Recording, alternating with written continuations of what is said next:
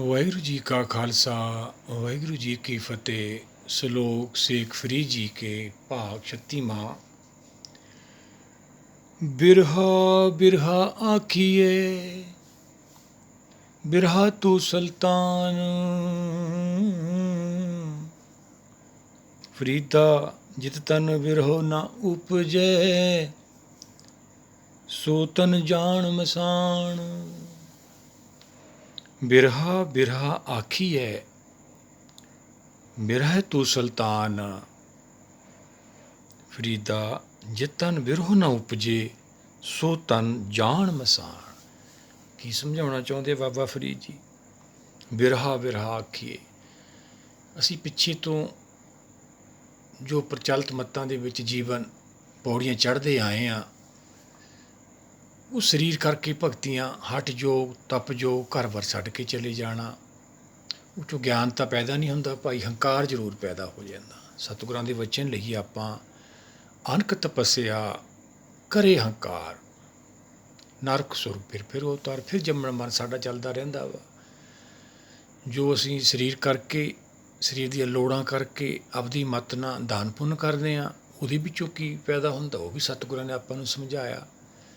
ਤੀਰਥ ਵਰਤ ਔਰ ਦਾਨ ਕਰ, ਮਨ ਮੇ ਧਰੇ ਗੁਮਾਨ, ਸਭ ਨਿਸਫਲ ਜਾਤ ਹੈ ਜੋ ਕੁਚ ਰਸਾਨ। ਜਿੰਨੀਆਂ ਵੀ ਅਸੀਂ ਪੌੜੀਆਂ ਚੜ੍ਹ ਕੇ ਆਏ ਹਾਂ ਪਿੱਛੇ, ਸਾਰੀਆਂ ਸਰੀਰ ਤੱਕ ਸੀਮਤ ਨੇ ਭਾਈ। ਜਿੰਨੀਆਂ ਵੀ ਭਗਤੀਆਂ ਨੇ ਜਨਮ ਲਏ, ਉਹੀ ਬਾਬਾ ਫਰੀਦ ਜੀ ਆਪਾਂ ਨੂੰ ਸਮਝਾਉਣਾ ਚਾਹੁੰਦੇ ਆ। ਬਿਰਹਾ ਬਿਰਹਾ ਆਖੇ ਸਾਰੇ ਕਹਿੰਦੇ ਨੇ, ਰੌਲਾ ਪਾਉਂਦੇ ਨੇ ਵੀ ਪਰਮੇਸ਼ਰ ਦੀ ਭੁੱਖ ਹੈ ਸਾਡੇ ਅੰਦਰ, ਕੁਦਰਤ ਦਾ ਦਰਸ਼ਨ ਕਰਨਾ ਹੈ ਅਸੀਂ, ਧਰਮ ਧਾਰਦੇ ਹਾਂ। ਧਰਮ ਧਾਰਨ ਦਾ ਮਤਲਬ ਸੰਸਾਰ ਨਾਲੋਂ ਬਦਲ ਜਾਣਾ, ਜੀਵਨ 'ਚ ਸੁੱਖਾਂ ਦੀ ਪ੍ਰਾਪਤੀ ਹੋਣੀ। ਧਰਮ ਸਾਨੂੰ ਸੁੱਖ ਦਿੰਦਾ ਹੈ, ਪਰ ਜਿਹੜੇ ਸਾਡੇ ਮਾਨਵ ਸੋਚ ਦੇ ਧਰਮ ਨੇ, ਬਾਣੀ ਨੇ ਸਮਝਾਇਆ ਗੁਰੂ ਉਪਦੇਸ਼ ਰਾਹੀਂ, ਉਹ ਸਰੀਰ ਦੀਆਂ ਲੋੜਾਂ ਕਰਕੇ ਨੇ। ਸਰੀਰ ਦੀ ਲੋੜਾਂ ਬਾਰੇ ਵੱਖਰਾ ਸਮਝਾਇਆ ਬਾਣੀ ਨੇ। ਨਾਨਕ ਚਿੰਤਾ ਮਤ ਕਰੋ, ਚਿੰਤਾ ਤੇ ਹੀ ਹੈ ਜਲ ਮੇਂ ਜਨ ਤੋ ਪਾਏ, ਤਿਨਾ ਵੀ ਰੋਜੀ ਦੇ। ਆਪੇ ਹਰ ਇੱਕ ਰੰਗ ਹੈ, ਆਪੇ ਬਹੁ ਰੰਗੀ, ਜੋ ਤਿਸ ਭਾਵੇ ਨਾਨਕਾ ਸਾਈਂ ਗੱਲ ਚੰਗੀ। ਦੱਦਾ ਦਾਤਾ ਏਕ ਹੈ, ਸਭ ਕੋ ਦੇਵਨਹਾਰ, ਦਿੰਦੇ ਟੋਟ ਨਾ ਆਵੀ, ਅਗਨਤ ਭਰੇ ਭੰਡਾਰ। ਦਿੰਦਾ ਦੇ ਲੈਂਦੇ ਥਕ ਪਾਏ, ਜੁਗਾਂ ਜੁਗੰਤਰ ਖਾਈ ਖਾਏ, ਹੁਕਮੀ ਹੁਕਮ ਚਲਾਏ ਰਾਹ, ਨਾਨਕ ਵਿਕਸੇ ਬੇਪਰਵਾਹ। ਮਾਣਕ ਕੀ ਟੇਕ ਵਿਰਥੀ ਜਾਣ, ਦੇਵਨ ਕੋ ਏਕੇ ਭਗਵਾਨ। ਅਨੇਕਾਂ ਉਪਦੇਸ਼ ਸਤਿਗੁਰਾਂ ਦੇ ਆਪਣੇ ਕੋਲੇ ਪਏ ਨੇ। ਕਿਉਂ ਸਮਝਾਇਆ ਆਪਾਂ ਨੂੰ ਬਾਣੀ ਨੇ? ਸੰਸਾਰੀ ਜੀਵਾਂ ਅਸੀਂ, ਸਾਨੂੰ ਸੱਚ ਦਾ ਗਿਆਨ ਨਹੀਂ ਹੁੰਦਾ, ਕੁਦਰਤ ਦਾ, ਉਹ ਸ਼ਕਤੀ ਦਾ, ਅਸੀਂ ਚਿੰਤਾ 'ਚ ਪੈ ਜਾਂਦੇ ਹਾਂ। ਉਹ ਚਿੰਤਾ ਜਿਹੜੀ ਸਾਨੂੰ ਜੁੜਨ ਨਹੀਂ ਦਿੰਦੀ ਕੁਦਰਤ ਨਾਲ, ਸਾਡਾ ਜੀਵਨ ਨਹੀਂ ਨਿਕਲ ਜਾਂਦਾ। ਬਿਰਧ ਪਿਓ ਸੂਝੇ ਨਹੀਂ ਕਾਲ ਪਹੁੰਚੀ, ਹੁਣ ਸਾਨੂੰ ਭਾਈ ਸਮਾਂ ਆ ਜਾਂਦਾ। ਜਿਹੜੇ ਅਸੀਂ ਧਰਮ ਧਾਰਦੇ ਹਾਂ, ਸਰੀਰ ਕਰਕੇ ਰਹਿ ਜਾਂਦੇ ਹਾਂ, ਆਤਮਾ ਤੋਂ ਕੋਰੇ ਰਹਿ ਜਾਂਦੇ ਹਾਂ। ਗੁਰਬਾਣੀ ਸਾਨੂੰ ਸੱਚ ਦਾ ਗਿਆਨ ਕਰਾਉਂਦੀ ਹੈ, ਜਿੱਥੋਂ ਆਤਮਾ ਟੁੱਟ ਕੇ ਆਈ ਹੈ।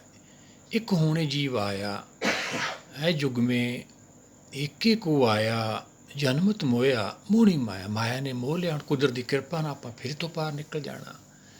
ਤੁਮਰੀ ਕਿਰਪਾ ਤੇ ਮੋਹ ਮਨ ਛੂਟੇ, ਛੂਟ ਜਾਏ ਪਰਮਾਈ। ਉਹਦੀ ਕਿਰਪਾ ਰਹਿਮਤ ਲੈਣੀ, ਉਹਦੀ ਕਿਰਪਾ ਦੇ ਪਾਤਰ ਬਣਨਾ। ਫਿਰ ਜਿਹੜਾ ਮੋਹ ਦਾ ਜਾਲ ਆ, ਇਹ ਭਾਈ ਕੱਟਿਆ ਜਾਣਾ ਵਾ।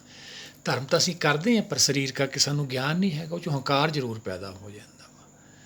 ਮਨ ਰੇ ਹਉਮੈ ਮੋਹ ਦੁਖ ਭਾਰੀ, ਇਹ ਭਉ ਜਲ ਜਗਤ ਨ ਜਾਈ ਤਰਣਾ, ਗੁਰਮੁਖ ਤਰ ਹਰ ਤਾਰੀ। ਹਰ ਕਥਾ ਹੈ ਬਾਣੀ ਭਾਈ, ਬੁੱਧੀ ਮਨ ਨੂੰ ਸਮਝਾਉਂਦੀ ਹੈ। ਮਨ ਆਪਾਂ ਆਪਣੀ ਬੁੱਧੀ ਨਾਲ ਨਹੀਂ ਤਰ ਸਕਦੇ। ਕਦੋਂ? ਜਦੋਂ ਸੱਚ ਦਾ ਗਿਆਨ ਸਾਨੂੰ ਹੁੰਦਾ ਹੈ। ਸਾਰੇ ਹੀ ਕਹਿੰਦੇ ਨੇ ਸਾਨੂੰ ਬਿਰਹਾ ਬਿਰਹਾ, ਪਰਮਾਤਮਾ ਦੀ ਭੁੱਖ, ਦਰਸ਼ਨਾਂ ਦੀ ਭੁੱਖ, ਪਰ ਸੱਚ ਦੇ ਗਿਆਨ ਤੋਂ ਬਿਨਾਂ ਜਿਹੜੀ ਚੀਜ਼ ਸਾਨੂੰ ਅੱਖਾਂ ਨਾਲ ਦੀਂਦੀ ਨਹੀਂ, ਉਹਦੀ ਭੁੱਖ ਕਿਵੇਂ ਪੈਦਾ ਹੋਊਗੀ? ਬਿਨ ਦੇਖੇ ਉਪਜੇ ਨਹੀਂ ਆਸਾ। ਭਗਤ ਰਵਿਦਾਸ ਜੀ ਸਮਝਾਉਂਦੇ, ਜਿਹੜੀ ਚੀਜ਼ ਸਾਨੂੰ ਦੀਂਦੀ ਨਹੀਂ, ਉਹਦੀ ਇੱਛਾ ਕਿਵੇਂ ਪੈਦਾ ਹੋ ਸਕਦੀ ਹੈ? ਮਾਇਆ ਦੇ ਵਿੱਚ ਵੀ ਜੋ ਅਸੀਂ ਦੇਖਦੇ ਹਾਂ, ਉਹਦੀ ਇੱਛਾ ਪੈਦਾ ਹੁੰਦੀ ਹੈ। ਇਹ ਸਾਡੀ ਮਨਬੁੱਧੀ ਦੀ ਪਕੜ ਤੋਂ ਪਰੇ। ਫਿਰ ਬਿਰਹਾ ਕਿਵੇਂ ਹੋ ਗਿਆ ਭਾਈ? ਫਿਰ ਉੱਥੋਂ ਭਗਤੀਆਂ ਨੇ ਜਨਮ ਲਏ। ਕਿਹੜੇ ਜਨਮ ਲਏ? ਉਹ ਫਿਰ ਭੇਖ ਦੇ ਜਨਮ ਲਏ। ਵੈਰਾਗੀ ਸਾਧੂ ਨੇ, ਘਰ ਬਾਰ ਛੱਡ ਕੇ ਚਲੇ ਜਾਂਦੇ ਨੇ, ਜੰਗਲਾਂ 'ਚ ਭਗਤੀ ਕਰਦੇ ਨੇ। ਜਤੀ ਸਦਾਵੈ ਜੁਗਤ ਨ ਜਾਣੇ, ਛੱਡ ਵਹਿ ਘਰ ਬਾਰ, ਆਸਾ ਕੀ ਵਾਰ ਸਮਝਾਇਆ। ਉਹ ਸਰੀਰ ਕਰਕੇ ਅਸੀਂ ਕਰਦੇ ਰਹੇ। ਫਿਰ ਗਤੀ ਵੀ ਸਰੀਰ ਦੀ ਕਰਦੇ ਰਹੇ। ਗਤੀ ਦੀ ਤਾਂ ਕਿਰਿਆ ਹੁੰਦੀ ਹੈ ਭਾਈ, ਸੋਧਣਾ। ਧਰਮ ਆਪਦੇ ਅਨੁਸਾਰ ਸੋਧਦੇ ਨੇ। ਗਤੀ ਆਤਮਾ ਦੀ ਹੋਣੀ, ਅਸੀਂ ਸਰੀਰ ਦੀ ਕਰਦੇ ਰਹੇ। ਫਿਰ ਪ੍ਰਾਪਤੀ ਕਿਵੇਂ ਹੋਣੀ ਸੀ? ਉਹੀ ਬਾਬਾ ਫਰੀਦ ਜੀ ਨੇ ਸਮਝਾਇਆ ਆਪਾਂ ਨੂੰ, ਵਿਰਹ ਬਿਰਹ ਆਖੀਏ, ਬਿਰਹ ਤੂੰ ਸੁਲਤਾਨ, ਸੁਲਤਾਨ ਤੋਂ ਭਾਵ ਰਾਜਾ।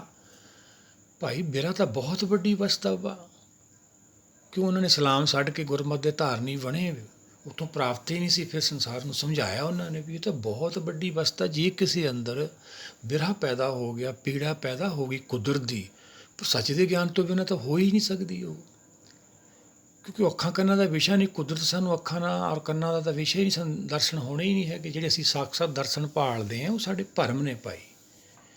ਕੁਦਰਤ ਇੱਕ ਸ਼ਕਤੀ ਹੈ, ਪ੍ਰਕਾਸ਼ ਰੂਪ, ਜਿਹਨੂੰ ਬਾਣੀ ਵਿੱਚ ਹੁਕਮ ਕਰਕੇ ਕਿਹਾ ਵਾ, ਨਾਮੇ ਉਤਪਤ ਨਾਮੇ ਪਰਲੋ। ਨਾਮ ਨਾਲ ਸ੍ਰਿਸ਼ਟੀ ਪੈਦਾ ਹੁੰਦੀ ਹੈ, ਨਾਮ ਨਾਲ ਸਮਾਪਤੀ ਹੁੰਦੀ ਹੈ। ਫਿਰ ਉਹ ਅੱਖਾਂ ਨਾਲ ਕਿਵੇਂ ਦਰਸ਼ਨ ਹੋਊਗਾ ਭਾਈ? ਇਹ ਕਿਵੇਂ ਦਰਸ਼ਨ ਹੋਊਗਾ ਆਪਾਂ ਨੂੰ? ਬਿਰਹਾ ਤਾਂ ਬਹੁਤ ਵੱਡੀ ਵਸਤ ਹੈ, ਬਾਬਾ ਫਰੀਦ ਜੀ ਕਹਿੰਦੇ। ਅਸੀਂ ਫਿਰ ਗਵਨ ਕਰਦੇ ਰਹਿੰਦੇ ਹਾਂ ਭਾਈ, ਸਰੀਰ ਕਰਕੇ ਵੀ, ਮਨ ਕਰਕੇ ਵੀ ਗਵਨ ਕਰਦੇ ਨੇ। ਨਿਮਖ ਮੇ 4 ਕੁੰਟ ਫਿਰ ਆਵੇ, ਸਤਿਗੁਰ ਸਮਝਾਉਂਦੇ ਆ, ਮਨ ਦੀ ਇੰਨੀ ਸਪੀਡ ਹੈ, ਪਲ ਦੇ ਵਿੱਚ ਕਿਤੇ ਕਿਤੇ ਘੁੰਮਿਆ ਹੁੰਦਾ ਭਾਈ। ਫਿਰ ਅਸੀਂ ਜਿਹੜਾ ਧਰਮ ਧਾਰਦੇ ਹਾਂ, ਮੁਕਤੀ ਖਾਤਰ ਸਾਡਾ ਵਿਸ਼ਾ ਹੀ ਨਹੀਂ ਹੈਗਾ। ਧਰਮ ਧਾਰਨੇ ਮੁਕਤੀ ਸੁੱਖ। ਗੁਰਬਾਣੀ ਕੀ ਹੈ? ਸਿੱਖੀ ਦਾ ਘਰ ਹੈ। ਨਾਨਕ ਕੇ ਕਰ ਕੇਵਲ ਨਾਮ, ਉਹ ਸਿੱਖੀ ਦਾ ਘਰ ਹੈ ਭਾਈ। ਉੱਥੇ ਜਾ ਕੇ ਸਿੱਖੀ ਲੈਣੀ ਹੈ। ਜਿੱਥੇ ਵੀ ਗੁਰੂ ਕੇ ਪਿਆਰੇ ਜਾਂ ਗੁਰਬਾਣੀ ਨੂੰ ਵਿਚਾਰਦੇ ਹੈ, ਉਧਰ ਧਿਆਨ ਰੱਖਣਾ ਹੈ। ਕਿਹਨੇ? ਬੁੱਧੀ ਨੇ। ਫਿਰ ਕਿਤੇ ਮਨ ਨੇ ਟਿਕਣਾ। ਗਿਆਨ ਕਾ ਬੱਧਾ ਮਨ ਰਹੇ, ਗੁਰ ਬਿਨ ਗਿਆਨ ਨਾ ਹੋਏ। ਜੋ ਸਾਨੂੰ ਗਿਆਨ ਹੀ ਨਹੀਂ ਹੋਇਆ, ਸਾਡਾ ਮਾਇਆ ਤੋਂ ਛੁਟਕਾਰਾ ਹੀ ਨਹੀਂ ਹੋਇਆ, ਜੰਮਣ ਮਰਨ ਤੋਂ, ਮਨ ਕਿਵੇਂ ਟਿਕ ਕੇ ਬੈਠੂਗਾ ਭਾਈ? ਇਹ ਅਵਸਥਾ ਬਹੁਤ ਵੱਡੀ ਹੈ। ਬਾਬਾ ਫਰੀਦ ਜੀ ਕਹਿੰਦੇ ਰੌਲਾ ਪਰ ਸਾਰੇ ਪਾਈ ਜਾਂਦੇ ਨੇ। ਫਿਰ ਅੱਗੇ ਕੀ ਸਮਝਾਉਂਦੇ ਆ? ਫਰੀਦਾ ਜਿਤ ਤਨ ਵਿਰਹ ਨਾ ਉਪਜੇ, ਸੋ ਤਨ ਜਾਣ ਮਸਾਣ। ਕਹਿੰਦੇ ਉਹ ਸਮਝੋ ਭਾਈ, ਸਮਝ। ਕੀ ਸਮਝੀ ਉਹਨੂੰ? ਬਾਬਾ ਜੀ ਸਮਝਾਉਂਦੇ ਨੇ, ਜਿਹਦੇ ਅੰਦਰ ਪ੍ਰੀਤੀ ਨਹੀਂ ਉਪਜੀ, ਉਹ ਮਸਾਣ ਹੱਡੀਆਂ ਹੀ ਨੇ, ਮਰਕਟ ਨਹੀਂ ਹੈਗਾ, ਮੜੀਆਂ ਨਹੀਂ ਹੈਗੀਆਂ। ਮੜੀਆਂ ਵੱਖਰੀਆਂ ਹੁੰਦੀਆਂ, ਉਹਨਾਂ ਤਾਂ ਕਬਰਾਂ ਨੇ। ਉਹ ਤਾਂ ਕਬਰਾਂ 'ਚ ਮੰਨਦੇ ਨੇ, ਖਿਆਲ ਨੇ ਉਹਨਾਂ ਦੇ ਵੀ ਕਬਰਾਂ ਦੇ ਵਿੱਚ ਬੰਦੇ ਜਿਉਂਦੇ ਪਏ ਨੇ, ਭਗਤੀ ਕਰਦੇ ਨੇ, ਅੱਲਾ ਦਾ ਹੁਕਮ ਆਊਗਾ 14ਵੀਂ ਸਦੀ 'ਚ, ਉਹਨਾਂ ਦੇ ਖਿਆਲ ਨੇ। ਇਹ ਆਪਾਂ ਵਿਚਾਰਨਾ ਵੀ ਆਪਾਂ ਨੂੰ ਕਿਵੇਂ ਅਵਸਥਾ ਇਹ ਪ੍ਰਾਪਤ ਹੋਊਗੀ। ਅਸੀਂ ਤਾਂ ਸੰਸਾਰ ਮਾਇਆ ਨਾਲ ਜੁੜੇ ਹਾਂ, ਭੇਖ ਕਰਕੇ ਪੂਰਨ ਮੰਨੀ ਬੈਠੇ ਹਾਂ। ਆਤਮਾ ਤੋਂ ਅਸੀਂ ਭਾਈ ਕੋਰੇ ਹਾਂ। ਸਤਿਗੁਰਾਂ ਦੇ ਵਚਨ ਨੇ, ਮਿਰਤ ਕਹੀਏ ਨਾਨਕਾ, ਜਿਸੇ ਹਿਰਦੇ ਪ੍ਰੀਤ ਨਹੀਂ ਭਗਵਾਨ, ਤਛ ਤਾਂ ਮਿਰਤਕ ਹੈ ਭਾਈ। ਕਿਵੇਂ ਫਿਰ ਸਾਨੂੰ ਇਹ ਅਵਸਥਾ ਪ੍ਰਾਪਤ ਹੋ ਜੋ ਬਾਬਾ ਜੀ ਸਮਝਾ ਰਹੇ ਨੇ? ਗੁਰ ਸ਼ਬਦ ਦੇ ਗਿਆਨ ਹੋਊਗੀ, ਆਪਾਂ ਨੂੰ ਵੀ ਹੋਊਗੀ ਇਹ ਪ੍ਰਾਪਤੀ। ਇਹ ਬਿਰਹਾ ਬਾਰੇ ਆਪਾਂ ਵਿਚਾਰਦੇ ਨੇ। 3 ਅਵਸਥਾ ਨੇ ਸਤਿਗੁਰਾਂ ਦੇ ਬਚਨ ਅਨੁਸਾਰ ਬਾਣੀ 'ਚ ਮਨ ਦੀਆਂ। ਪਹਿਲੀ ਹੈਗੀ ਰਾਗ, ਦੂਜੀ ਹੈਗੀ ਵੈਰਾਗ, ਤੀਜੀ ਹੈਗੀ ਅਨੁਰਾਗ। ਇਹ 3 ਅਵਸਥਾ ਨੇ ਮਨ ਦੀਆਂ। ਪਹਿਲੀ ਰਾਗ ਜਿਹੜੇ ਅਸੀਂ ਗਾਉਂਦੇ ਹਾਂ, ਮਨ ਬੋਲਦਾ ਕੁਛ, ਧਰਮ ਦੇ ਵਿੱਚ ਵੀ ਜਾ ਕੇ ਕੋਈ ਇੱਛਾ ਰੱਖਦਾ, ਉਹਨੂੰ ਰਾਗ ਕਹਿੰਦੀ ਹੈ ਬਾਣੀ। ਕੋਈ ਗਾਵੇ ਰਾਗੀ ਨਾਦੀ ਵੇਦੀ, ਵੋ ਭਾਤ ਕਰਨਾ ਭੀਜੇ ਰਾਮ ਰਾਜੇ। ਪਰ ਮਨ ਨਹੀਂ ਭਿੱਜਦਾ, ਹੁਕਮ ਦੇ ਨਾਲ ਅਸੀਂ ਲੀਨ ਨਹੀਂ ਹੋ ਸਕਦੇ, ਕਿਉਂਕਿ ਰਾਗ ਦੇ ਵਿੱਚ ਇੱਛਾ ਹੁੰਦੀ ਹੈ ਭਾਈ। ਕਾਹਦੀ ਇੱਛਾ ਹੁੰਦੀ ਹੈ? ਸੰਸਾਰ ਸਾਨੂੰ ਦੇਖਦਾ ਹੈ, ਸਾਡੀ ਆਵਾਜ਼ ਨੂੰ ਕੌਣ ਸੁਣ ਰਿਹਾ, ਸਾਨੂੰ ਕਿੰਨੀਆਂ ਦੁਨੀਆ ਮੰਨਦੀ ਹੈ, ਸਾਡੇ 'ਤੇ ਕਿੰਨੇ ਕੁ ਲੋਕ ਪ੍ਰਭਾਵਿਤ ਨੇ। ਫਿਰ ਅਸੀਂ ਰਾਗ 'ਚ ਹੀ ਰਹਿ ਜਾਂਦੇ ਹਾਂ। ਉਹ ਪਹਿਲੀ ਅਵਸਥਾ। ਜਦੋਂ ਗੁਰ ਸ਼ਬਦ ਦਾ ਗਿਆਨ ਹੁੰਦਾ ਹੈ, ਫਿਰ ਅਸੀਂ ਰਾਗ ਛੱਡ ਜਾਂਦਾ ਹੈ ਮਨ, ਫਿਰ ਅਸੀਂ ਵੈਰਾਗ ਅਵਸਥਾ 'ਚ ਪਹੁੰਚ ਜਾਂਦੇ ਹਾਂ। ਫਿਰ ਹੌਸਲਾ ਹੋ ਜਾਂਦਾ ਹੈ, ਆਤਮਕ ਬਲ ਹੋ ਜਾਂਦਾ ਹੈ। ਸਤਿਗੁਰਾਂ ਦੇ ਵਚਨ ਲੈ ਲੈਂਦੇ ਆਪਾਂ। ਮਨ ਕਿਉਂ ਵੈਰਾਗ ਕਰੇਗਾ, ਸਤਿਗੁਰ ਮੇਰਾ ਪੂਰਾ। ਵੈਰਾਗ ਉਹ ਅਵਸਥਾ ਹੈ ਵਾ ਜਦੋਂ ਗੁਰ ਸ਼ਬਦ ਦੇ ਗਿਆਨ ਤੋਂ ਆਪਾਂ ਨੂੰ ਪਹਿਲਾ ਪਦਾਰਥ ਮਿਲ ਜਾਂਦਾ ਹੈ ਗਿਆਨ, ਦੂਜਾ ਮੁਕਤੀ। 2 ਪਦਾਰਥ ਆਪਾਂ ਨੂੰ ਮਿਲ ਜਾਂਦੇ ਆ, ਸੰਤੋਖ ਆ ਜਾਂਦਾ, ਮਾਇਆ ਤੋਂ ਆਪਣਾ ਛੁਟਕਾਰਾ ਹੋ ਜਾਂਦਾ। ਉਹ ਤੀਜੀ ਅਵਸਥਾ ਜਦੋਂ ਅਸੀਂ ਪਹੁੰਚ ਗਏ ਹਾਂ, ਉਹ ਬਿਰਹ ਅਵਸਥਾ ਵਾ। ਫਿਰ ਹੁਕਮ ਦੇ ਦਰਸ਼ਨਾਂ ਨੂੰ ਬਹਿਨੇ ਜਾ ਕੇ ਅਸੀਂ, ਜਿਹਨੂੰ ਆਪਾਂ ਨਾਮ ਕਹਿੰਦੇ ਹਾਂ। ਸਾਰੇ ਧਰਮ ਕਹਿੰਦੇ ਨਾਮ ਜਪੋ, ਰੱਬ ਦਾ ਨਾਮ ਲਓ, ਰੱਬ ਕੰਨੀ ਧਿਆਨ ਰੱਖੋ। ਰੱਬ ਕੰਨੀ ਕਾਹਤੇ ਧਿਆਨ ਰੱਖਣਾ ਭਾਈ? ਇਹੀ ਤਾਂ ਵੱਖਰਾ ਧਰਮ ਹੈ ਆਪਣਾ, ਇਹੀ ਤਾਂ ਵਿਲੱਖਣਤਾ ਹੈ ਗੁਰਸਿੱਖੀ ਦੀ। ਸਾਰੇ ਧਰਮ ਕਹਿੰਦੇ ਰੱਬ ਕੰਨੀ ਧਿਆਨ ਰੱਖੋ, ਬਾਣੀ ਕਹਿੰਦੀ ਹੈ ਮਨ ਕੰਨੀ ਧਿਆਨ ਰੱਖੋ ਭਾਈ। ਬਾਣੀ ਮਨ ਨੂੰ ਵਸ ਕਰਨ ਦੀ ਵਿਧੀ ਹੈ ਭਾਈ। ਜੇ ਆਪਾਂ ਗੁਰਬਾਣੀ ਨਾ ਵਿਚਾਰੀ, ਆਪਾਂ ਨੂੰ ਸਮਝ ਨਹੀਂ ਆਉਣੀ, ਆਪਣਾ ਸੰਸਾਰ 'ਤੇ ਆਉਣਾ ਨਿਸਫਲ ਹੋ ਜਾਣਾ ਹੈ। ਕਿਵੇਂ ਰੱਖਾਂਗੇ ਧਿਆਨ ਆਪਾਂ? ਮਨ ਤਾਂ ਆਪਾਂ ਨੂੰ ਘੁਮਾਈ ਫਿਰਦਾ ਵਾ। ਬਾਣੀ ਤਾਂ ਕਹਿੰਦੀ ਨਿਮਕ ਵਿੱਚ 4 ਕੁੱਟ ਫਿਰ ਆਵੇ। ਰੱਬ ਕਿਸੇ ਦਾ ਕੋਈ ਚੱਕਦਾ ਭਾਈ, ਉਹਦੇ ਕਿੰਨੇ ਧਿਆਨ ਲਾਉਣਾ। ਕੁਦਰਤ ਕਰਕੇ ਤਾਂ ਸਾਡਾ ਜੀਵਨ ਹੈ, ਉਹਦੀ ਕਿਰਪਾ ਨਾਲ ਸਾਡਾ ਸਾਹ ਚੱਲ ਰਿਹਾ ਵਾ। ਨਾਨਕ ਜਨ ਤੋਂ ਪਾਈ ਕੇ ਸੰਭਾਲੇ ਸਭਨਾ, ਉਹਦੀ ਕਿਰਪਾ ਨਾਲ ਸਾਡਾ ਜੀਵਨ ਚੱਲ ਰਿਹਾ ਵਾ। ਫਿਰ ਕਿਵੇਂ ਆਪਣਾ ਧਿਆਨ ਲੱਗੂਗਾ? ਆਪਾਂ ਬਿਰੋਹ ਵਾਲੀ ਅਵਸਥਾ 'ਚ ਕਿਵੇਂ ਪਹੁੰਚਾਂਗੇ? ਗੁਰਬਾਣੀ ਦੀ ਵਿਚਾਰ, ਗੁਰਸ਼ਬਦ ਦਾ ਗਿਆਨ, ਕੁਦਰਤ ਦੀ ਕਿਰਪਾ, ਰਹਿਮਤ ਦੇ ਪਾਤਰ ਬਣਾਂਗੇ। ਅਸੀਂ ਕਿਰਪਾ ਮੰਗਾਂਗੇ, ਭਾਣੇ 'ਚ ਰਹਾਂਗੇ, ਸਿੱਖੀ ਨੂੰ ਅਪਣਾਵਾਂਗੇ। ਗੁਰੂ ਘਰ ਜਾ ਕੇ ਵੀ ਜੋ ਅਸੀਂ ਗੁਰੂ ਘਰਾਂ 'ਚ ਕੰਮ ਕਰਦੇ ਹਾਂ ਉਹਨੂੰ ਧਰਮ ਸਮਝ ਲੈਂਦੇ ਹਾਂ, ਸੇਵਾ ਕਰਦੇ ਹਾਂ, ਝਾੜੂ ਪੋਚੇ ਲਾਉਂਦੇ। ਨਹੀਂ ਭਾਈ, ਉਹ ਫਰਜ਼ ਨੇ ਸਾਡੇ। ਸੇਵਾ ਇੱਕ ਹੀ ਹੈ, ਗੁਰ ਕੀ ਸੇਵਾ ਸ਼ਬਦ ਵਿਚਾਰ। ਗੁਰੂ ਦੇ ਬਚਨ ਨੂੰ ਵਿਚਾਰਨਾ, ਰੋਜ਼ ਜਾਣਾ, ਫਿਰ ਉੱਤੇ ਜੀਵਨ ਢਾਲਣਾ। ਉਹ ਗੁਰਸਿੱਖ ਨੇ, ਉਹ ਆਪਦੇ ਘਰ ਪਹੁੰਚ ਜਿਹਨੇ। ਉਹਨੇ ਤੀਜੀ ਅਵਸਥਾ ਹੁੰਦੀ ਹੈ, ਜਿੰਨੀ ਨਾਮ ਤੇ ਆਇਆ। ਅੱਗੇ ਨਹੀਂ ਗਏ ਹਲੇ ਉਹ, ਨਹੀਂ, ਅੱਗੇ ਵਾਲਾ ਖੇਲ ਗਾਹਾਂ ਬਾਕੀ ਹੈ ਭਾਈ। ਜਿਨੀ ਨਾਮ ਤੇ ਆਇਆ ਗਏ ਮਸਕਤ ਘਾਲ, ਨਾਨਕ ਤੇ ਮੁਖ ਉਜਲੇ ਕੀਤੀ ਛੁੱਟੀ ਨਾਲ। ਉਹਨਾਂ ਨੂੰ ਉਜਲ ਤੋਂ ਭਾਵ ਦਰਸ਼ਨ ਹੋ ਗਿਆ। ਬਿਰਹਾ ਵਾਲੀ ਅਵਸਥਾ ਉਹਨਾਂ ਦੀ, ਉਹ ਦਰਗਾਹ ਭਾਵ ਦੇਵ ਲੋਕ, ਉਹਦੇ ਦਰ 'ਤੇ ਖੜ੍ਹੇ ਨੇ। ਭਗਤ ਤੇਰੇ ਮਨ ਭਾਵ ਦੇ ਦਰ ਸੋਹਿਨ ਕੀ ਗਾਵਦੇ, ਨਾਨਕ ਕਰਮਾਂ ਵਾਹਰੇ ਦਰ ਢੋ ਨਾ ਲੈਣੀ ਤਾਮਦੀ। ਸੱਚੇ ਦੀ ਢੋਈ ਲੈਣੀ ਆਪਾਂ। ਉਹ ਸੱਚ ਦੇ ਦਰ 'ਤੇ ਖੜ੍ਹਦੇ ਨੇ। ਉੱਥੋਂ ਲੋਕ ਵੀ ਦੀਂਦਾ, ਪਰਲੋਕ ਵੀ ਦੀਂਦਾ। ਉਹ ਬਿਰਹ ਦੀ ਅਵਸਥਾ ਵਾ। ਪਰ ਬਾਬਾ ਫਰੀਦ ਜੀ ਕਹਿੰਦੇ ਤਾਂ ਸਾਰੇ ਰੌਲਾ ਪਾਉਂਦੇ ਨੇ ਬਿਰਹਾ ਬਿਰਹਾ। ਉਹ ਭੇਖ ਕਰਕੇ ਪਾਉਂਦੇ ਅਸੀਂ, ਲੋਕ ਪ੍ਰਭਾਵਿਤ ਹੋ ਜਾਂਦੇ। ਨਹੀਂ ਭਾਈ, ਇਹ ਤੀਜੀ ਅਵਸਥਾ ਹੈ। ਬਿਰਹਾ ਤੋਂ ਬਾਅਦ ਭਗਤੀ ਸ਼ੁਰੂ ਹੁੰਦੀ ਹੈ ਸਾਡੀ।